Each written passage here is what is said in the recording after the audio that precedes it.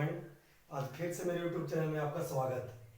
चलिए आज हम लोग लेकर के आए ऑप्टिक्स का पार्ट 17 में हम लोग प्रिज्म के बारे में कुछ पढ़ने जा रहे हैं। प्रिज्म का ऐसे एक वीडियो बना हुआ था, जैसा कि हम लोग कुछ फार्मूला उसमें जानते हैं, उसका रिपीट कर दे रहे हैं थोड़ा, ठीक है। इसके बाद हम लोग बात करेंगे आगे पॉइंट पर।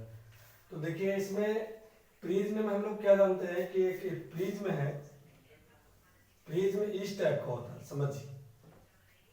ये रेक्टेंगुलर इस प्रकार का है, ट्रायंगुलर शेप है। ट्रायंगुलर शेप में इस प्रकार का ग्लास बना हुआ रहता है, ठीक है। तो इसमें हम लोग इक्विलैटरल प्रिज्म के बारे में जनरली पढ़ना है, मतलब ज़्यादा जो न्यूमेरिकल वगैरह है या तो 12th तक का जो क्वेश्चन पढ़ना है वो हम लोग को इक्विलैटरल प्रिज्म पढ़ना है, इट मीन 60 डिग्री वाला पढ़ना है, समझ जाएंगे, क्लियर। तो इसमें ये समझिए कि ये हुआ एंगल ऑफ प्रिज्म, इधर से लाइट रे भेज दी, तो जहां पे टकरा जाती है वहां पे हम लोग नॉर्मल ड्रॉ करते हैं। ऑप्टिक्स का शुरू से हम यही बात करते आ रहे हैं कि जहां पे लाइट रे कोलाइड कर जाएगी वहां पे हम लोग नॉर्मल ड्रॉ करेंगे। तो यहाँ पे नॉर्मल ड्रॉ करेंगे कहाँ से, इसके सेंटर ऑफ कर्वेचर से। कि प्लेन सरफेस है ना, तो प्लेन सरफेस के सेंटर ऑफ कर्वेचर कहाँ होगा, इनफाइनाइट में। फिर नॉर्मल ड्रॉ कर दिए। अभी हम लोग देखेंगे कि अभी रेडर में जाना कहाँ है, लाइट को डेंसर में। तो फ्रॉम रेडर टू डेंसर इस प्रकार के मोड देंगे नॉर्मल की ओर, ठीक है। ए हुआ आई, यहाँ पे फिर टकरा गई, फिर हम लोग नॉर्मल ड्रॉ करेंगे। तो देखिए नॉर्मल क्या है, मतलब परपेंडिकुलर, तो परपेंडिकुलर इस पर ड्रॉ करना है इसे। तो यहां से हम लोग ये देख रहे हैं कि अभी लाइट डेंसर में है और जाना कहाँ है, इसको रेडर में, मतलब ग्लास में भी है और जाना कहाँ है, रेडर में। तो क्या होगा, नॉर्मल से दूर इस प्रकार का करना है, ठीक है। इसको हम लोग इमरजेंट एंगल कहते हैं, ई। इसको हम लोग बोलेंगे R1, इसको बोलेंगे R2। ये हुआ एंगल ऑफ प्रिज्म। देखिए एंगल ऑफ डिविएशन कैसे हो रहा, थोड़ा ध्यान दीजिए कि इस प्रकार से जब लाइट भेज रहे थे, अगर जो इस सरफेस नहीं होता तो लाइट रे सीधे चले जाती, तो लाइट रे को जाना था कैसे, सीधे इस प्रकार का। तो पहला बार डिविएशन ये हुआ, डिविएशन मतलब मुड़ जाना, विचलन हो जाना। तो डिविएशन फर्स्ट डेल्टा 1 लिख रहे हैं इस टाइप का, ठीक है। देखिए फिर यहाँ पे अगर जो लाइट इस प्रकार से आ रही थी, यहाँ पे अगर जो ये सरफेस नहीं होता तो लाइट रे सीधे चले जाती है इसे। तो इसमें क्या देख रहे हैं हम लोग कि इस प्रकार से जाती है लेकिन नहीं गई, इतना से मुड़ गए, यानी कि डिविएशन ही कितना होगी, इतना सा होगा। इसको हम लोग डेल्टा 2 कह दे रहे हैं, ठीक है। इसको हम लोग चाहे तो पीछे ड्रॉ कर सकते हैं इस प्रकार से, इस प्रकार से, क्लियर। तो ये जो डेल्टा 2 है ये हम लोग बोल सकते हैं डेल्टा 2 होगा, कौन एंगल से, तो ये हो गया अपोजिट एंगल से, क्लियर। अब हम लोग ये देख रहे हैं कि ये जो ट्रायंगल जो बन रहा है इस प्रकार से ट्रायंगल, ध्यान दीजिए डेल्टा 1 और डेल्टा 2 है, तो एक ट्रायंगल में दो इंटीरियर एंगल का सम करते हैं तो एक्सटीरियर एंगल का इक्वल होता है, मतलब दो अंतः कोण का योग बहिष कोण के बराबर होता है, यानी कि दोनों को जोड़ देंगे तो नेट डिविएशन ये होगा। जैसे पहला बार डिविएशन यहाँ हुआ, दूसरा बार डिविएशन यहाँ हुआ, अब नेट डिविएशन कितना होगा, दोनों को जोड़ देंगे नेट डिविएशन निकल जाएगा। तो कितना लाइट रे मुड़ गई वो निकालना हम लोग को, तो नेट डिविएशन हो जाएगा। तो ये डेल्टा हो गया, यानी हम लोग बोल सकते हैं कि डेल्टा इक्वल टू, देखिए पिछला वीडियो में बना हुआ है, हम केवल फार्मूला लिख दे रहे हैं, ठीक है, सब प्रूफ किया हुआ है। पिछला वीडियो में आराम से आप देखिए, डेल्टा 1 प्लस डेल्टा 2 दोनों को ऐड कर दिए इस प्रकार का। आपको पता होगा पिछला वीडियो में देखे होंगे तो कि I plus E minus R1 plus R2, इस प्रकार का I प्लस ई माइनस ए और म्यू माइनस 1 इंटू ए, एक फॉर्मूला हो गया, ठीक है, डेल्टा के लिए। हम लोग को जनरली जो फॉर्मूला ज्यादा यूज आ रहा है, ये फॉर्मूला यूज ज्यादा कर रहे हैं जो प्रूव करने में। जैसे मिनिमम डिविएशन की बात करेगा, मिनिमम डिविएशन, तो मिनिमम डिविएशन के लिए डेल्टा मिनिमम निकालना रहेगा, तो हम लोग यहां से लिख ही देंगे I प्लस ई माइनस ए।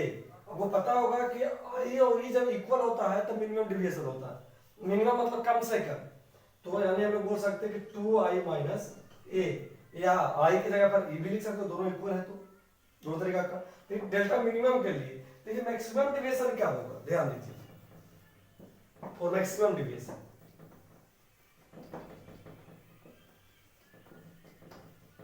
ध्यान दीजिए कि हम लोग मिनिमम डिविएशन में एक रिफ्रैक्टिव इंडेक्स के लिए फॉर्मूला पढ़े, mu equal to sine delta minimum plus a/2 by sine A by 2। 5 marks का प्रूफ करने के लिए पूछता है, प्रूफ किया हुआ है, आराम से पिछला वीडियो देखिए, जहां डाउट होता है बोलिए, ऐसे डाउट नहीं होने के चांस है, सब बढ़िया समझाए हुए हैं। तो mu equal to sine delta minimum plus A by 2 by sine A by 2, ये फॉर्मूला प्रूफ करने के लिए वो पूछता है बोर्ड एग्जाम में, कोई भी आप बोर्ड से होंगे तो ध्यान दीजिए पढ़ेगी। मैक्सिमम डेविएशन के लिए देखिए क्या होगा, जैसे हम लोग को लाइट ऐसे भेज रहे हैं, तो हम चाह रहे हैं कि ज्यादा से ज्यादा मुड़े, मैक्सिमम डेविएशन करना, तो अगर जो इधर करते हैं तो थोड़ा और ऊपर जाएगा, यानी कम मुड़ रहा है, तो इधर हमको करना पड़ेगा, इधर करेंगे तो या और इधर जाएगा, या और इधर करेंगे तो या और जाएगा, बहुत ज्यादा इधर कर सकते हैं, कितना कर सकते हैं, तो आई का वैल्यू बहुत ज्यादा करेंगे तो लगभग 90 डिग्री लेंगे, कंप्लीट 90 डिग्री तो नहीं ले सकते हैं, तो आई जो होना चाहिए वो लगभग 90 डिग्री होना चाहिए। क्लियर? तो हम लोग डेल्टा इक्वल जो फॉर्मूला जानते थे, आई प्लस ई माइनस ए, यहाँ पे हम लोग मैक्सिमम डेविएशन के लिए ये भी तो लिख सकते हैं कि 90 प्लस ई माइनस ए, क्योंकि आई के वैल्यू कितना 90 डिग्री। एक कंडीशन हुआ मिनिमम डेविएशन एक, फिर मैक्सिमम डेविएशन। एक बार हम लोग बात करने वाला है कि नो इमरजेंस, मतलब ऐसे लाइट भेजना है कि ताकि इसी में रिटर्न कर दे, पार ना हो। नो इमरजेंस करने मतलब इमरजेंट रहेगा ही नहीं, ऐसा करना, देखिए ध्यान दीजिए। तो नो इमरजेंट के लिए थोड़ा और एंगल को इधर आई के वैल्यू जो है वो सटाना पड़ेगा, समझ रहे होंगे कि मैक्सिमम डेविएशन के लिए हम लोग इधर किए और इधर आया, और इधर करेंगे तब नहीं इधर जाएगा, समझ रहे हैं? तो और इधर इस प्रकार से करेंगे तो लाइट रे इसी में रिटर्न कर जाएगा, इसी प्रकार से, इसी में, यानी कितना होना चाहिए, तो ध्यान रखना चाहिए कि आई का वैल्यू 90 डिग्री होना चाहिए, आई का वैल्यू जो है इंसिडेंट एंगल है, और R2 जो होना चाहिए वो ग्रेटर देन C होना चाहिए। ये R2 जो है वो रिटर्न कर गया इसी में, तो C तो जाता है बाउंड्री जाता तब ना, क्रिटिकल एंगल C मतलब क्रिटिकल एंगल है, तो बाउंड्री जाता था वो इस तरह का होता, तो इसी में रिटर्न कर गया तो ग्रेटर देन होना चाहिए। क्लियर? बहुत बढ़िया समझ रहे होंगे, इसमें कोई डाउट नहीं होना चाहिए। नो इमरजेंस का केस है, कंडीशन है, कोई पूछ देगा कि प्रिज्म में नो इमरजेंस का कंडीशन क्या होता था, हम लोग बोल देंगे कि आई इक्वल टू 90 डिग्री होना चाहिए और R2 ग्रेटर देन C होना चाहिए। क्लियर? अब चाहे तो इसको आप कन्वर्ट कर देंगे जब फॉर्मूला में कि R1 plus R2 equal to ये होता है ना, फॉर्मूला प्रूव कर रहे होंगे तो पिछला देखे होंगे वीडियो में, तो यहाँ से जब दोनों सेम इस प्रकार से लेंगे तो R प्लस R लेंगे ए, और यहाँ पे क्या हो जाएगा R के जगह पे R2 C अगर जो ग्रेटर देन है तो ए को हम लोग यहाँ दोनों C लिख देंगे, अगर जो तो C अगर जो लिखते हैं क्या हो जाएगा 2C ग्रेटर देन ए हो जाएगा, इस प्रकार का कंडीशन आएगा। क्लियर? तो कंडीशन ध्यान में रखिए किस प्रकार से करना है। इसके बाद हम लोग बात करते हैं डिस्पर्सन ऑफ लाइट। जैसा कि आप लोग जानते होंगे कि डिस्पर्सन ऑफ लाइट 7 में भी पढ़ना है, 8 में भी पढ़ना है, 12 में 10th में भी पढ़ना है, तो डिस्पर्सन ऑफ लाइट के थोड़ा सा डिटेल चर्चा करते हैं हम लोग आज। What is dispersion of light? Dispersion it means वर्ण विक्षेपन कहते हैं इसको, यानी समझिए कि 7 रंग का बटना डिस्पर्सन। जैसे जनरली हम लोग प्रिज्म इसलिए लेते हैं क्योंकि इसमें समझने में हम लोग को आसान होता है और इजी होता है, कम पैसा मिल जाता है, एक्सपेरिमेंट करने में आसान पड़ता है, इसलिए प्रिज्म में बारे में पढ़ना। तो प्रिज्म में इस प्रकार से हम लोग लाइट जब भेजते हैं तो 7 कलर में डिस्पर्स कर जाता है इस प्रकार में, 3 4 7, ठीक है।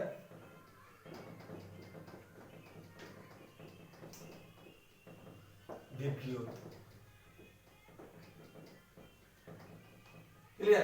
तो इसको हम लोग डिस्पर्सन ऑफ लाइट कहते हैं। व्हाइट लाइट 7 कलर में बढ़ जाए तो उसको डिस्पर्सन ऑफ लाइट कहते हैं। तो पूछेगा ऐसा क्यों हो रहा है, तो हम लोग ऐसा बोल सकते हैं कि व्हाइट लाइट में ही 7 कलर होता है, न्यूटन साहब ने बताया, लेकिन बहुत से पहले साइंटिस्ट बोल रहे थे कि नहीं प्रिज्म में 7 कलर होता है, लेकिन ऐसा है नहीं। आप लोग देखते होंगे CD कैसेट पर भी 7 कलर दिखता है, और देखते होंगे आप लोग की रेनबो जो होता है उसमें भी होता था, ऐसा तो नहीं है, लेकिन रेनबो इस तरीके का हो जाता है जैसे वाटर ड्रॉप गिर रहा है तो इस प्रकार का शेप बन जाता है, वहाँ वाटर ड्रॉप ऐसे इस प्रकार से गिर रहा होगा नीचे की ओर, और इससे लाइट जब व्हाइट पास करेगा तो 7 कलर वहां भी बनता है। यही कारण से हम लोग को देखने में लगता है कि 7 कलर है उसमें। क्लियर? तो वही रेनबो कहलाता है वो, ठीक है। यहाँ पे ध्यान दीजिए कि यदि प्रिज्म के मटेरियल बीच में से निकाल लिया जाए, बीच में जो भी मटेरियल से हम लोग तो जान रहे हैं पूरे है कंप्लीट रूप से हॉलो नहीं है, जैसा लेंस और मिरर में बता रहे थे कि हॉलो स्फीयर्स बना, ऐसा इसमें नहीं है, पूरा कंप्लीटली भरा हुआ है, ठीक है। बीच में मटेरियल काट के निकाल दिया जाए तो इसमें 7 कलर नहीं बटेगा, यानी कि हम लोग बोल सकते हैं कि डिस्पर्सन होता है प्रिज्म के मटेरियल के कारण, ये भी तो बोल सकते हैं कि प्रिज्म के मटेरियल के कारण डिस्पर्सन हो रहा है, व्हाइट लाइट 7 कलर में बट रहा, लेकिन जब निकाल दे रहा है तो नहीं बट रहा है, इसका मतलब मटेरियल के कारण हो रहा है। क्लियर। डिस्पर्सन ऑफ लाइट क्या है, तो white light converted into 7 colour, that phenomenon is known as dispersion of light. Clear. इसका कारण लिख सकते हैं, it is due to the material of the prism. इसके बाद आगे ध्यान दीजिए, डिस्पर्सन ऑफ लाइट में हम लोग पढ़े जा रहे हैं एंगुलर डिस्पर्सन। देखिए न्यूटन साहब ने इस प्रकार से क्या किया, Newton classical rule, Newton classical rule, ध्यान दीजिए न्यूटन साहब ने किए कि दो को प्रिज्म ले लिए, अपोजिट मैनर में सजा दिए, अपोजिट रूप से, और इस प्रकार से जब व्हाइट लाइट भेजे तो 7 कलर इस प्रकार से बटा, हालांकि तुरंत यहां नहीं होगा ऐसे, लेकिन डायग्राम थोड़ा डिफिकल्ट हो जाएगा वैसे छापेंगे तो डायरेक्ट यहां समझिए, ऐसे डायरेक्ट तो होता नहीं, अभी डायग्राम बताए कि एक बार यहां से मुड़ता है फिर एक बार यहां से मुड़ता है, ऐसे हो जाएगा इस प्रकार का।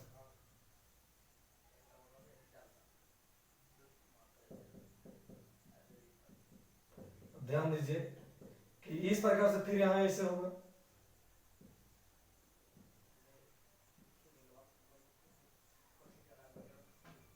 7 कलर इस प्रकार का निकल जाएगा पैरेलल।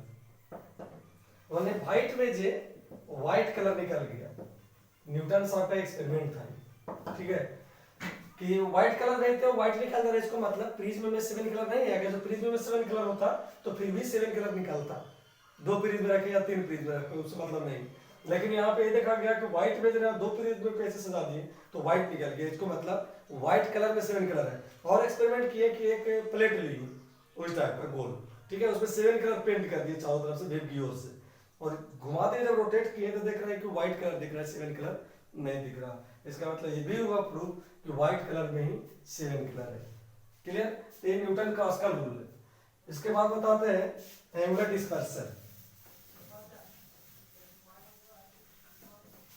एंगुलर डिस्पर्सन क्या है, डिस्पर्सिव पावर,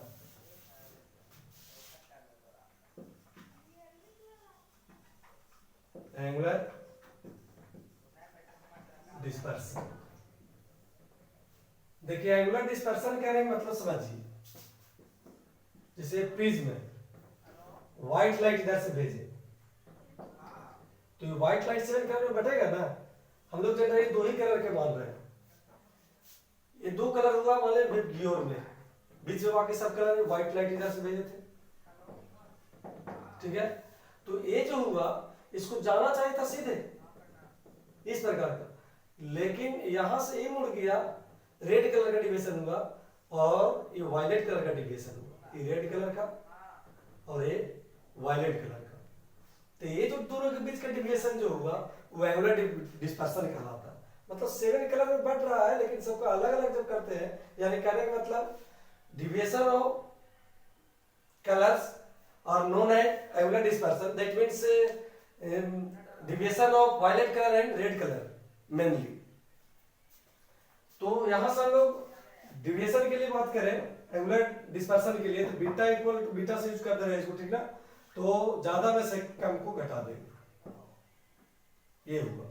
यानी आप चाहे तो डेल्टा इक्वल टू फार्मूला हम लोग जानते हैं ना कभी, म्यू माइनस 1 इंटू ए, ये तो बताया तुरंत कि डिस्पर्सन जो भी हो रहा है वो मटेरियल पर डिपेंड कर रहा है, प्रिज्म के, प्रिज्म का मटेरियल क्या है, शेप साइज पर भी डिपेंड करेगा, ट्रायंगुलर शेप नहीं आएगा तो थोड़ा डिफिकल्ट होगा 7 कलर बटने में। तो म्यू माइनस 1 इंटू ए, म्यू माइनस 1 इंटू ए, ध्यान दीजिए प्रिज्म का एंगल तो सेम होगा, लेकिन वायलेट के लिए हुआ ये रेड कलर के लिए हुआ, तो म्यू भी माइनस ये जो करेंगे calculation mu v a minus a minus mu r a plus a, अब ए कैंसिल हो गया यहाँ से, तो ए कैंसिल हुआ, mu v minus mu r into a. एक फार्मूला तैयार हो गया बीटा के लिए, beta it means angular dispersion. इस प्रकार से एंगुलर डिस्पर्सिव पावर के लिए बात करते हैं। देखिए इसमें लैंग्वेज नहीं बता पा रहे हैं, लैंग्वेज आप समझ रहे हो कि एंगुलर डिस्पर्सन क्या है, आप चाहे तो आराम से लिख सकते हो कि differences between deviation of violet colour and deviation of red colour is known as angular dispersion. आप ऐसे भी लिख सकते हो, फॉर्मूला लिख सकते हो, डिफिनेशन बना सकते हो। डिस्पर्सिव पावर की बात करते हैं। देखिए डिस्पर्सिव पावर क्या है कि ओवरऑल जितना भी डिविएशन हो रहा है, इतना में मीन कलर का जो डिविएशन होगा वही डिस्पर्सिव पावर कहलाता है। यानी डिस्पर्सिव पावर को हम लोग W से डिनोट कर दे रहे हैं, ठीक ना। पावर को वाट हम लोग ऐसा रूप से लिखते हैं, उसके अनुसार से W सूचित कर दे रहा है, उससे कोई डाउट नहीं, आप कुछ भी सूचित कर सकते हो। हम डिनोट कर रहे हैं W से, तो ये जो होगा एंगुलर डिस्पर्सन, डायरेक्ट लिखते हैं इसका बीटा, और मीन कलर का डिविएशन, तो मीन कलर किसका होगा, येलो होगा। देखिए इसमें हम लोग जान रहे हैं कि यो जो लिख रहे हैं मीन कलर नहीं दिख रहा,